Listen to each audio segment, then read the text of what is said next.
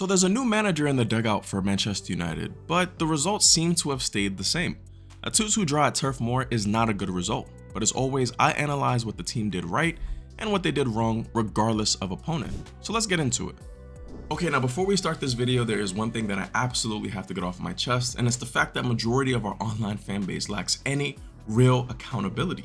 With all the things that we've seen happening in the past few days with the board and the managerial changes, it is very clear that our hierarchy, the people who are up top for Manchester United, are very influenced by the media.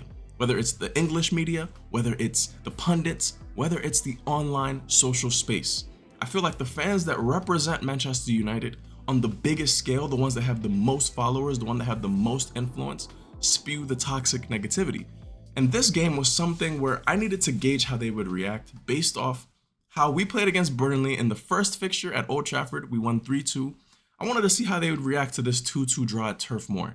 And honestly, it really disappointed me. I'm going to put up a couple of clips now showcasing you certain content creators' reactions after the Burnley game at Old Trafford versus this game. And I want you to be the judge. You let me know how you feel about this response. We can go band for band with Burnley. It was boring, same thing, lethargic. It just doesn't feel like anything to inspire me, bro. Why did I low-key enjoy that football match? Yo, listen, we didn't win, but yo, some chances were being created. Oh my God. We're going end to end with Burnley, man. We're going end to end, goal to goal in a mud bath with Burnley Football Club. That wasn't that bad. Sue me. I actually kind of had a little bit of fun watching that game.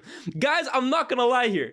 I actually enjoyed watching bits of that game. And I haven't been able to say I really love the United performance for a while now.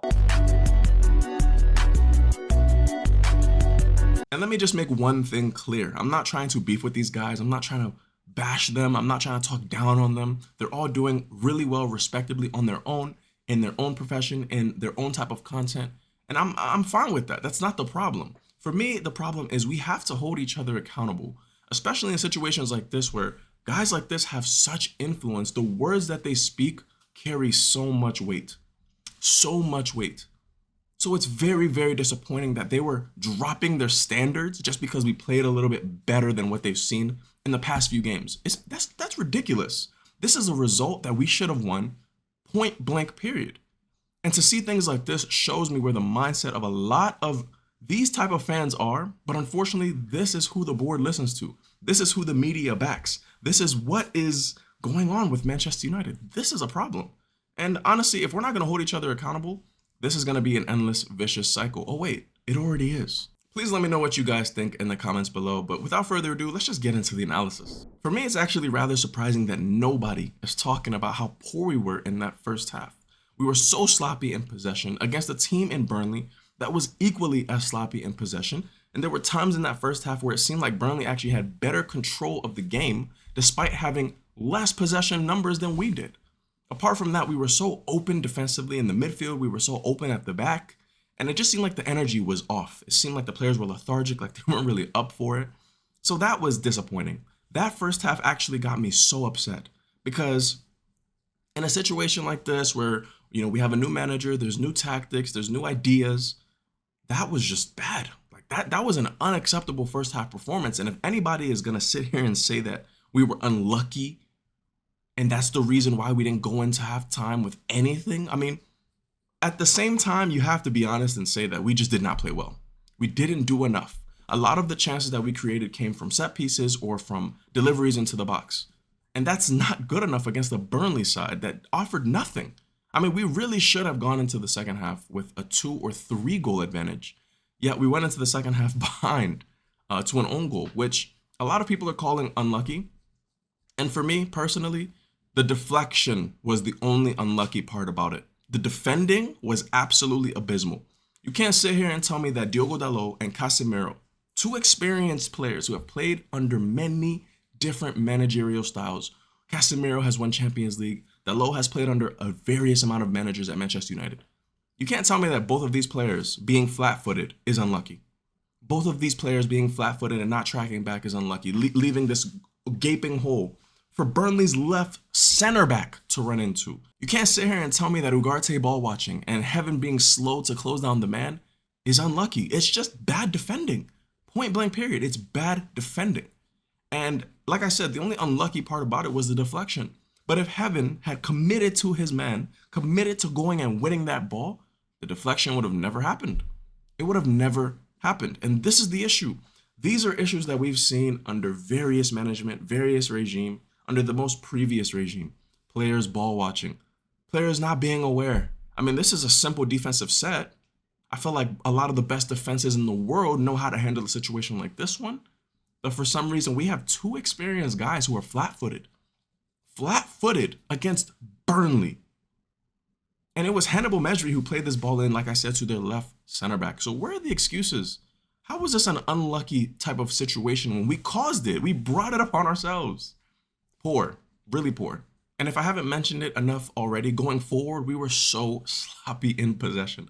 I'm sure I'm going to put up various clips now of just us giving the ball away in such nothing positions, in areas where we really could do with somebody who's better at retaining possession for possession's sake. Even though we had a lot of possession and didn't do a lot with it in the first half, we still gave the ball away way too much for a Manchester United team. Way too much. Way too much. And even in transition, going, facing our own goal, trying to defend our own goal, we were so open. So it's incredible to me that we can be so open, building up, giving the ball away, and so open going backwards. This is a perfect example. And this isn't necessarily about a system or formation. This is personnel. This is something that we've been crying for since Ten Hag, since Amorim, and now with Fletcher and whoever's going to come in. Casemiro in the midfield, I'm sorry, but like in this day and age, will never work. Diogo Dalot is not going to work. Even Luke Shaw at left back is not going to work. Long term, these things won't work. Our personnel is severely lacking. And even if Amad Diallo and Mbumo come back and provide that spark, which I know they will, it doesn't paper over the cracks of our midfield is poor and our defense is woeful at times. Woeful. Now, look, this is not me trying to be overly negative or overly critical. I still think the boys did a tremendous job to respond well in the second half. Kudos to Fletcher. Kudos to Bruno. We'll get to that in a little bit. But I mean, guys, we still have to acknowledge the fact that against a 19th place side, we couldn't make simple 5-yard passes. We were so open defensively. We gave them too much time and space on the ball during specific moments of the game. And this is against a team that is not good. Burnley are not, overall, they're not a good team. And Scott Parker is doing the best that he can, but you can tell that the Premier League quality is just too far away for them. They have some specific players on the team that are gems, and I will talk about that a little bit later, but guys, we have to acknowledge the fact that Manchester United, being a United fan, comes with good and it comes with bad. It's not always going to be good, and we cannot paper over the cracks just because the second half performance was better. Even still, the fact of the matter is the second half performance was better. It was a much better response to a very dull first half. I think kudos to Fletcher, because before the match, in a pre-match interview, he actually said during the game that he was willing to give autonomy to certain players to kind of dictate the game beyond tactical confines. And obviously, Bruno Fernandes is the biggest beneficiary of this because he's already that type of player that just likes to take risks. He's already that type of player that likes to go seeking for the ball, and he likes to create. And we saw that for the first goal.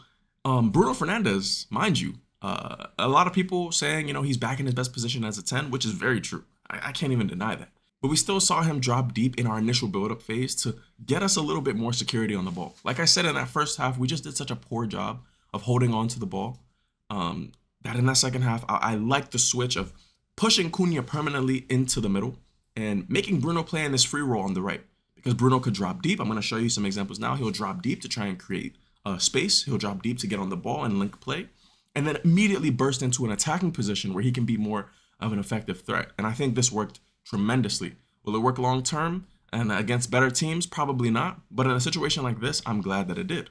Now, before I continue talking about Manchester United, I do want to give a quick shout out to Marcus Edwards and Jadon Anthony, because for a very poor Burnley side throughout the entire game, these two were the bright spark. Marcus Edwards throughout the entire game was a nuisance, a problem. He was getting on the ball. He was breaking through our defensive lines. His agility, his ball control, his intelligence was really causing us issues. And one of the clips I showed you earlier, he was the one that just absolutely skinned Casemiro. And that was an issue. In the second half, when Jadon Anthony came on, picking up positions like he did was so crucial for Burnley. If they didn't have him on the pitch, there's no way they get the equalizing goal. Obviously, I know it's easy to say that, but the positions he was picking up versus the positions Hannibal was picking up, just miles better. He was more of an attacking threat. He was causing us problems in behind. He was causing us problems in the half spaces. Kudos to them. It's still frustrating that we even let them into this game, though. Now, continuing with the United talk, Šeško was a man on a mission, and I think he personally could have had 3 or 4. The 2 goals that he scored were taken so brilliantly, and I'm glad that Šeško was getting himself on the score sheet. I feel like still there were chances in this game that were easier than some of the chances that he actually scored. So he still needs to kind of work on his composure in front of goal, but hey, these are things that happen with time. He's still a new signing. I've definitely had my criticism of him just because of the price tag that we paid. But if he's going to be scoring goals, his number one job, my mouth is sealed. My lips are shut. All jokes aside, I really do hope that this can boost his confidence going forward because we really need him to be much more of a threat up top. Obviously, our attack has been very toothless the past few years. And I think he's the type of player that can instill fear into the opposition defense, but he needs to believe that himself. And I think scoring these goals, getting into these positions will help his confidence. Now, for all the good that we did to respond at the start of the second half and midway through the second half, as soon as Bruno Fernandes comes off, it's like everything falls off. The wheels fall off. We became so disorganized in possession and out of possession. We concede a really cheap goal. It's a wonderful strike from Jadon Anthony. But once again, I mean, without Bruno Fernandes, this team just crumbles, literally crumbles. And although we still had opportunities, we created good chances. There was one chance at the end of the game where Mason Mount found an excellent ball into Luke Shaw, and Luke Shaw just couldn't control it. But that was great play from United. Shea Lacey coming on, being a bright spark. I'm impressed. Seeing him come on and basically say, it doesn't matter how old I am going to take this on, and I'm going to hit this ball. He hit the crossbar and almost scored another worldie. So, I mean, kudos to him. It was the right change from Fletcher as well. I'm glad that Fletcher went for it. In a game like this, we have to go for it. We have to go for it. And I think that's a criticism of Amorim. You know, there are times where he just wouldn't go for it, or it didn't seem like he wanted to go for it. The changes didn't seem like he wanted to go for it. But kudos to Fletcher. He took off both his DMs and brought on attackers. He changed the system. He asked Mount to play deeper just for us to try and get a third goal. But for me, it still just doesn't excuse the fact that we dropped points from a winning position again. I mean, the defending was poor. It was poor defending from Licha. Jadon Anthony should never have enough time on the ball to turn and then also pick his corner like that in the box. I mean, I personally, I just don't know how this happens every single time. I don't know how the defense switches off. It's always when we go up that they become complacent. As soon as Šeško scored his second goal, I texted my friends and I said, okay, let's see how long this lasts. Because I know this team. I know the mentality switch. As soon as we go 2-1 up, the boys are telling themselves, okay, focus. That focus goes all out of the window. The concentration just diminishes, and I don't know why. And it's frustrating. And this is a game where we simply put, we should have won. We should have won. And just real quick, I wanted to say, Kobbie Mainoo coming back from injury didn't play his best, but let's not bash him just because he's coming back from injury. He hasn't played a whole lot this season. I'm sure he's not match sharp at all. This isn't an excuse for misplacing passes or taking shots on that you don't need to. I think that shot that he took was way out of frustration more than anything. But I still feel like we need to give him a run of games to get back up to his full best. He's still an excellent talent, an excellent prospect. The truth of the matter is when he played in certain cameos under Amorim this season, he just didn't play very well. I think two things can be true. I think Mainoo definitely deserves a run of games, but at the same time, I don't think he's played well when he's come on and been given that chance. So now is his chance. Now is his chance because Casemiro is showing that he's aging. He can't play every 3 days. He just can't. So Mainoo has to step up. He has to step up. And hopefully he will. That's honestly all I have for you guys today. Obviously, there's so much going on with United. This club is always talked about. And it's hard sometimes to kind of differentiate between what is real and what is fake. I think a lot of people will follow the masses and follow the crowd, even if it's in the wrong direction. And I think we still need to get on side with the fact that the problems with this club transcend players and tactics.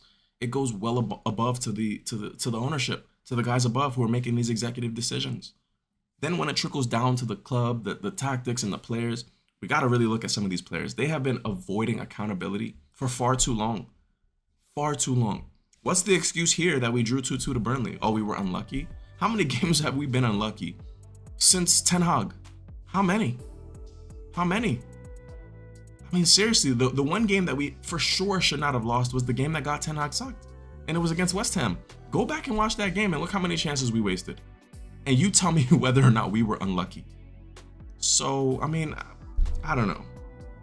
I just want United to win. At the end of the day, I don't care who's in charge. I don't care if you're right or if I'm wrong. I don't care about any of that. I just want this team to win. I have no agenda. I don't put my personal bias into this.